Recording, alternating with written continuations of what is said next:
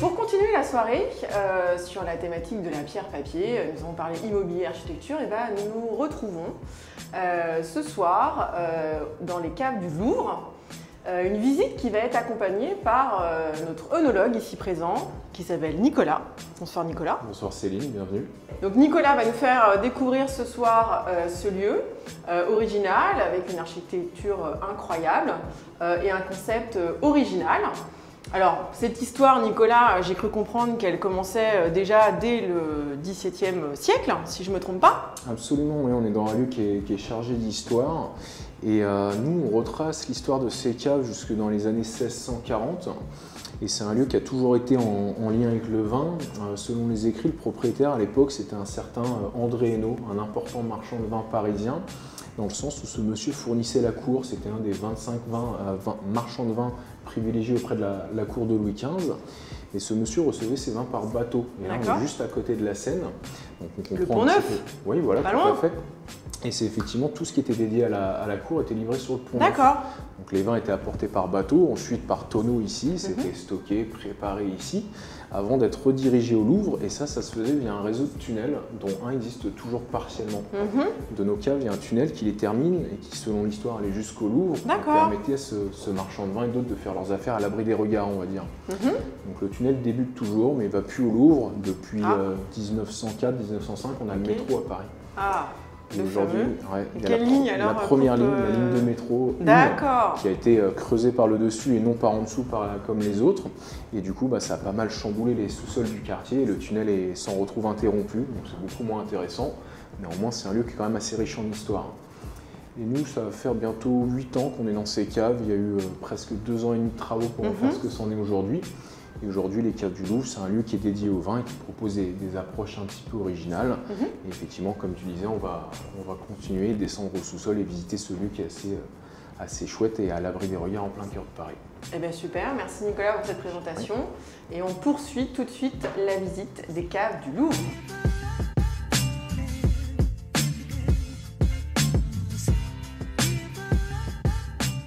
Alors, je vous avais parlé en introduction d'un concept original. Nicolas, quelle est cette pièce? On est dans une galerie d'art?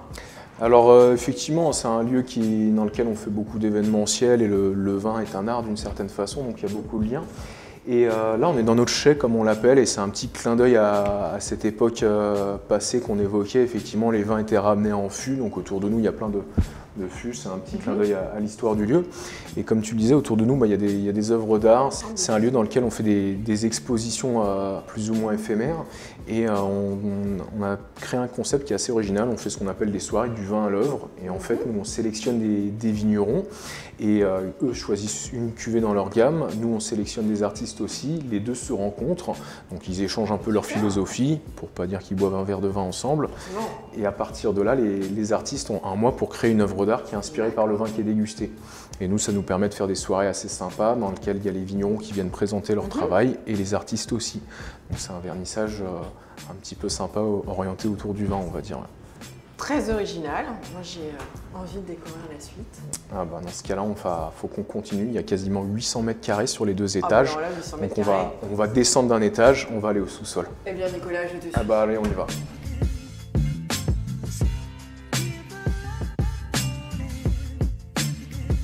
Alors Nicolas, on vient de passer en éclair, parce que le temps nous est compté dans la salle des terroirs. Peux-tu nous en dire quelques mots? Tout à fait, comme tu as pu le voir dans la pièce, il y a des carottages de sol qui reflètent un petit peu la diversité des sols, des terroirs qu'on a par chez nous dans l'Hexagone. Et ce qui est finalement assez intéressant, que les gens n'ont pas forcément à l'esprit, c'est que nos vignobles sont dans les endroits où les conditions ne sont pas forcément les meilleures. On a des sols assez pauvres, des climats des fois un petit peu rudes. Et ce qui est finalement assez drôle, c'est que, comme nous, si je peux dire, la vigne va donner le meilleur d'elle-même dans les conditions les plus difficiles lorsqu'elle est un peu stressée. Lorsqu'elle est dans les conditions difficiles, elle doit se forcer un peu plus, donner plus d'efforts, les racines descendent plus profond, des fois jusqu'à plusieurs mètres pour chercher de l'eau. Elle extrait plus de minéraux, elle produit moins, mais les fruits produits sont pour le coup beaucoup plus concentrés, plus riches et dès lors meilleurs pour en faire du vin. Et à l'inverse, tu mets la vigne dans les meilleures conditions, elle produit certes beaucoup, mais des choses plus diluées, un peu moins intéressantes, on va dire. Et par chez nous, il y a quelque chose qui est très important à la viticulture en France, c'est la notion de rendement.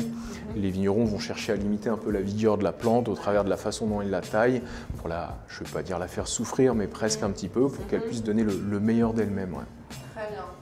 Et alors, suite à cette salle des terroirs, donc là, on est donc dans la salle des arômes. Tout à fait. Là, pareil, c'est encore un là, autre... c'est pour parler comment ça s'appelle, d'un sens qui est primordial lors de la dégustation du vin, qui est le sens de l'odorat. Et autour de nous, il y a un petit jeu, comme tu disais, on est un peu pris par le temps. Je te ferai sentir un vrai verre de vin, ce qui sera tout aussi, voire plus concret après. Il y a un petit loto des arômes, grandeur nature, et c'est un exercice qui permet de se rendre compte que dans la vie de tous les jours, pour beaucoup d'entre nous en tout cas, le sens de l'odorat, on l'utilise assez peu, parce qu'on a tendance à tout faire avec notre vue. C'est vrai que c'est bien plus facile. Admettons, je te mets une pomme sous le nez maintenant, tu vas me dire, bien sûr, ça sent la pomme, mais t'arrêtes de la voir, cette pomme, les choses se compliquent un petit peu. Et du coup, ce petit jeu, ça permet de prendre conscience que l'odorat, c'est pas forcément un sens qu'on utilise trop dans la vie de tous les jours, mais qui est très nécessaire lors de la dégustation du vin. Alors, on va passer au laboratoire et notamment Nicolas va nous expliquer l'atelier d'assemblage. Eh ben, allons-y, on va dans le labo. Allez.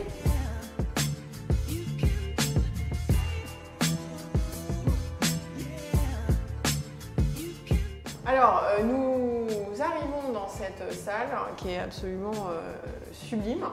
Non pas que les autres n'étaient pas sympathiques, mais elle est vraiment impressionnante. Donc là, on est dans la salle, on est dans le laboratoire. Tout à fait, dans notre labo, si je peux dire. Et ici, c'est un lieu où on propose une approche un petit peu originale du vin. On fait des ateliers d'assemblage. Et c'est un exercice pendant lequel les convives dégustent et analysent des vins monocépages faits à partir d'une seule variété de raisin. Et suite à leur dégustation, en fonction de leur ressenti, ils assemblent, ils combinent ces cépages pour créer leur assemblage, leur cuvée. Et suite à quoi, nous, on met en bouteille le vin ici, il est scellé, il est ciré ici. Je te montrerai un petit peu comment ça se passe.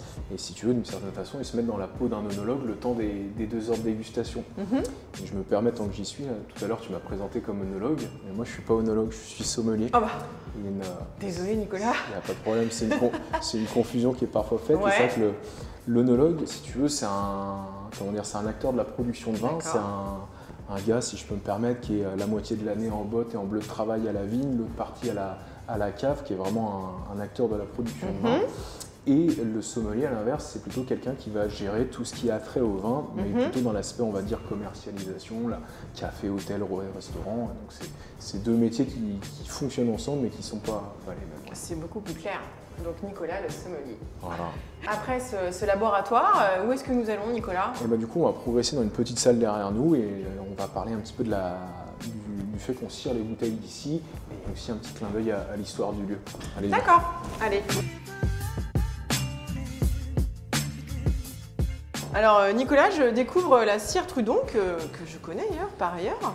Quel est le lien avec le vin justement?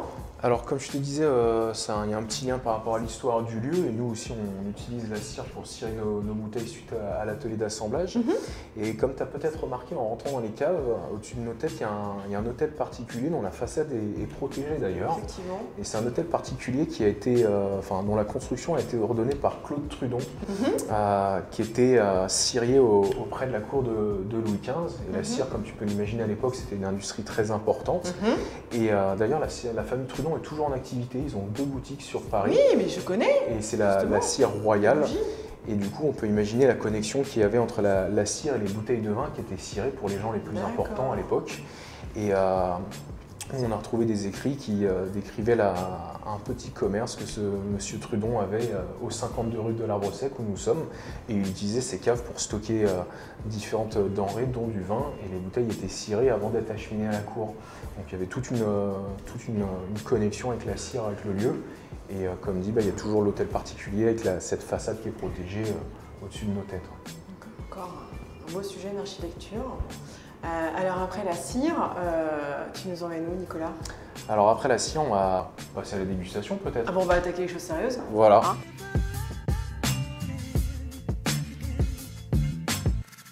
Avant de poursuivre avec Nicolas, je vous rappelle que vous avez la possibilité de gagner un panier gourmand accompagné justement de bouteilles de notre région que nous allons déguster incessamment sous peu. Alors Nicolas, nous sommes ici dans une salle encore extraordinaire. et qui est thématisé autour de la vue. Et du coup, moi, ça va me permettre de dire un petit mot dans la vie de tous les jours. Ici, on parle un petit peu de l'étiquetage des vins, des étiquettes. Autour de nous, il y a une jolie collection d'étiquettes. Et ça me permet aussi de parler un petit peu de la robe du vin. La couleur du vin évolue en fonction du temps, de l'âge. Et derrière nous, il y a un mur avec des bouteilles qui pourraient reprendre un petit peu des teintes de vin lorsqu'ils vieillissent. Et les vins sont un produit vivant qui sont sujets à l'oxydation. Il y a une image très simple de l'oxydation, c'est une pomme coupée en deux sur la table. Tu reviens en fin d'après-midi, la pomme elle est brune, elle est oxydée. Et de la même façon, les vins blancs, eux, quand jeunes, sont très limpides, éclatants. En vieillissant, ils se ternissent, ils perdent de la lumière pour arriver sur des couleurs un peu, on va dire, dorées, ambrées dans des extrêmes. Et les rouges, c'est plutôt l'inverse. Quand eux sont jeunes, on a des rouges très profonds, intenses, même un peu violacés, très brillants. Et en vieillissant, eux, les vins rouges s'estompent. On part sur des rouges de plus en plus pâles pour arriver sur des couleurs, on va dire, un petit peu plus brunes, voire marron. On parle des fois de vins qui tuilent ou qui briquent. Ce sont de bonnes images. Une tuile, une brique, c'est pas rouge, c'est pas orange. Et c'est plutôt terne ici. Alors tu fais le lien avec la couleur et l'âge du vin. Moi, on me dit souvent, enfin en tout cas j'entends souvent dire plus le vin est vieux, meilleur il est. Est-ce que c'est une Alors le vin vérité? Au final, je ne vais pas dire une vérité, hein. Le vin c'est pas un produit standard, il n'y a pas de science exacte. Et c'est une expérience finalement assez personnelle. Et en fait, si tu veux, en vieillissant, les vins vont se patiner, ils prennent un petit peu ils s'affinent, ils perdent un petit peu la fougue, le croquant de la jeunesse. Et ça dépend de ton palais finalement. Et ça dépend aussi de ce qu'il y a dans l'assiette. Si c'est, je sais pas, un morceau de viande avec une sauce un peu relevée, on cherchera peut-être un jeune pour avoir la fougue, la force de l'affronter. C'est un petit gibier à plumes avec une cuisson lente. On ira regarder un vin un petit peu plus calme, plus sage pour pas lui faire trop d'ombre. Donc le moment de dégustation va aussi influer. Mais c'est vrai que dans l'idée inconscient collective française, il y a une image que plus le vin est vieux, mieux c'est. Il est juste différent. C'est toujours bon d'attendre les bouteilles quelques années si on peut se le permettre. Mais vin jeune, ça veut en aucun cas dire que le vin n'est pas bon. Hein. Il n'y a pas de corrélation technique. D'accord. Ouais. Très bien pour cet éclairage. Alors voilà, on est dans une cave et l'autre question qu'on peut se poser, c'est pourquoi faut-il justement stocker ces vins dans une cave et quelle est la bonne température pour les téléspectateurs qui nous écoutent? Alors du coup, historiquement, les vins et tous les produits périssables étaient stockés dans les caves parce que là, on n'avait pas la technologie, les frigos qu'on connaît actuellement. Ouais. Et le vin est un produit qui, dans les meilleures conditions, est stocké à l'abri de la lumière, même si les bouteilles sont teintées de nos jours, et avec une température stable. C'est ça qui est très important. Et le chiffre idéal, c'est plus ou moins 12-13 degrés, qui est la température naturelle qu'on a sous terre. Donc d'où l'utilité de ces caves. Donc si on a une cave, c'est l'idéal. Bon, qu'on soit, on va dire, à 12 ou à 14 degrés, il n'y a pas mort d'homme. Mais ce qui est très important, c'est d'avoir une température qui est constante. Un vin qui évolue dans une pièce à vivre, qui est climatisé l'été, chauffé l'hiver, va vieillir de façon hasardeuse, ça ne va pas lui faire du bien. Et comme tu le sais, on n'a pas toujours forcément accès à une cave. Non, surtout comme celle-ci. Hein. Dans plein cœur de Paris, de surcroît. Et il y a quelque chose, bon, ça fait un petit peu sourire, mais il y a une pièce qui peut se prêter à faire vieillir le vin, c'est la salle d'eau, on n'y pense pas tous les jours. La salle d'eau, c'est intéressant ça. Bon, les toilettes d'une certaine façon. Et en fait, pour beaucoup d'urbains, les toilettes, c'est pas forcément chauffé, il y a de l'humidité, et ça s'y prête assez bien. Bon, ça fait un petit peu sourire, mais ça peut servir pour stocker les bouteilles. Merci pour cette idée. À retenir. Alors, on va passer aux choses sérieuses, Nicolas, la dégustation. Tout à fait, je vais te proposer de déguster 3 vins aujourd'hui. Comme tu disais, vous allez faire gagner des paniers gourmands dans lesquels il y a du foie gras. Et du coup, j'ai sélectionné 2 cuvées pour pourquoi pas accompagner le foie gras. Donc on va faire un accord assez classique et puis quelque chose d'un petit peu original. D'accord. Mais avant ça, on va se réveiller le palais avec un joli vin blanc du Val-de-Loire. Réveillons-nous le palais. Voilà. Je suis prête. Alors moi, Nicolas, vraiment, j'ai un aveu à te faire. Je suis novice dans la matière, si on veut appeler ça comme ça. Donc si tu as des conseils qui serviront peut-être aussi à nos spectateurs ce soir. Alors comme dit, le vin est un produit qui est vivant, qui réagit avec l'air, il s'oxyde, et plus il s'oxyde, plus il va s'ouvrir et offrir un bouquet large. Et donc du coup, l'idée, ça va être de sentir son verre de vin une première fois, l'aérer, déjà un petit peu le déguster, et d'y revenir à plusieurs reprises et se donner quelques minutes, voire même peut-être quelques dizaines de minutes avec son verre, et tu vas voir qu'au fur et à mesure, il va libérer davantage d'arômes et offrir une palette un petit peu plus large. Et Par exemple, si tu veux me dire, bah tiens, ce vin pour moi a un goût de pomme ou de poire, si je vais être très strict, c'est faux, il aurait plutôt une odeur de pomme ou de poire. Notre palais, c'est un outil qui est finalement assez basique, qui nous permet de comprendre les 4 goûts, le sucré, le salé, l'amer et l'acide. Et tout le reste strictement est perçu dans la cavité nasale et sont pour le coup des odeurs. Et tu as peut-être déjà vu des gens qui se gargarisent lorsqu'ils boivent un verre de vin, c'est pour faire ce qu'on appelle la rétro-olfaction. Donc c'est pas très élégant mais ça aide. Et c'est une technique durant laquelle tu vas tenter d'aspirer de l'air à travers le vin lorsqu'il est sur le palais pour l'expirer par le nez. Et de cette façon, tu vas chasser de l'air, charger l'orme dans ta cavité nasale pour avoir une lecture plus fine. Alors, je vais pas me tenter ce soir parce que je ne sais pas le faire. Je vais rester au basique. Et ben, alors, je te laisse goûter. Donc je commence par sentir. Voilà, tu vas le sentir. Tu peux déjà en goûter un petit peu, après l'aérer, oxygéner un petit peu le vin et recommencer. Et tu vas voir que les sensations vont évoluer un petit peu, le vin va être différent. Et là, tu vas voir qu'il y a un vin qui est très gourmand au nez, mais qui en même temps... C'est ce que j'allais dire, je cherchais le terme. Gourmand. Et là, c'est quelque chose qui est assez ouvert. Il y a un beau bouquet sur des fruits à chair blanche, des notes un petit peu florales. Et ça commence tout doucement même à peut-être mieler un petit peu. C'est quelque chose qui donne envie d'y aller, si je peux me permettre. Alors, qu'en penses-tu sur le palais? Déjà, ça me dit quelque chose. Ah, bah oui, je t'écoute, dis-moi tout. Je pense qu'on est sur du Vouvray. Alors effectivement, tu m'as dit que tu étais novice, mais visiblement il y a déjà un savoir assez impressionnant. C'est juste que dans la région, on est obligé de connaître. Alors Vouvray, c'est pas un cépage, c'est une aire de production, une aire d'appellation. Et à Vouvray, on va cultiver qu'une seule variété de raisin, qu'un seul cépage, qui est le chenin blanc. Et pour le coup, à Vouvray, on fait que des vins blancs, il n'y a pas de rouge du tout. Et ce qui est chouette, c'est que ce chenin blanc est un raisin qui est très polyvalent. À Vouvray, comme tu le sais, on fait beaucoup de bulles, ils sont très connus pour leurs effervescents. Ils font aussi des vins tranquilles, comme ce qu'on est en train de déguster, et aussi des fois des vins avec un petit peu de vendange tardive, des vins un petit peu moelleux. Et ce chenin blanc, c'est un raisin qui a tendance à mûrir un peu vite des fois, quand il a l'opportunité, quand il fait bon. Mais comme tu le sais, dans la Loire, on a un climat un petit peu plus tempéré, plus frais, et ça limite un peu la maturité des raisins, et ça leur permet de retenir pas mal d'acidité naturelle. Et finalement, dans le vin, tu vas voir qu'il y a un équilibre. Vous voyez, on a des vins assez ronds, assez tendres, mais ça reste frais, c'est vif, c'est tendu. Et à Vouvray, dans les sols, on a beaucoup des sols d'argilo-calcaire. Et ça transpire un petit peu à travers ce chenin blanc.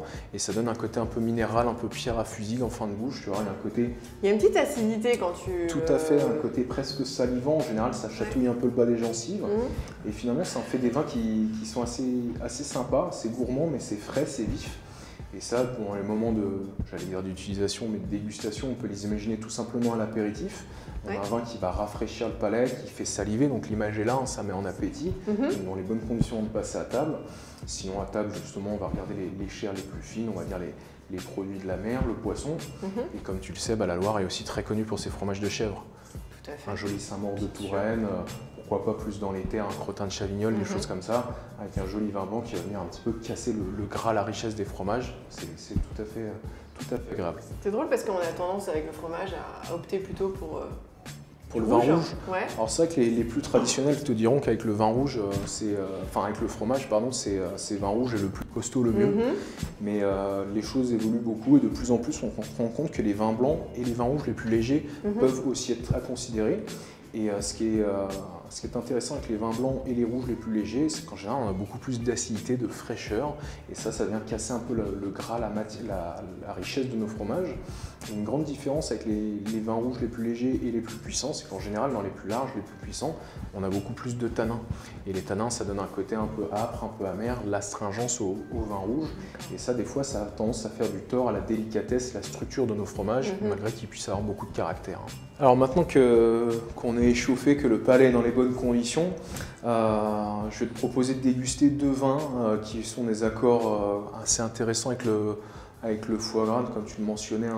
Le foie gras, effectivement, que l'on va retrouver dans les paniers gourmands du jeu concours.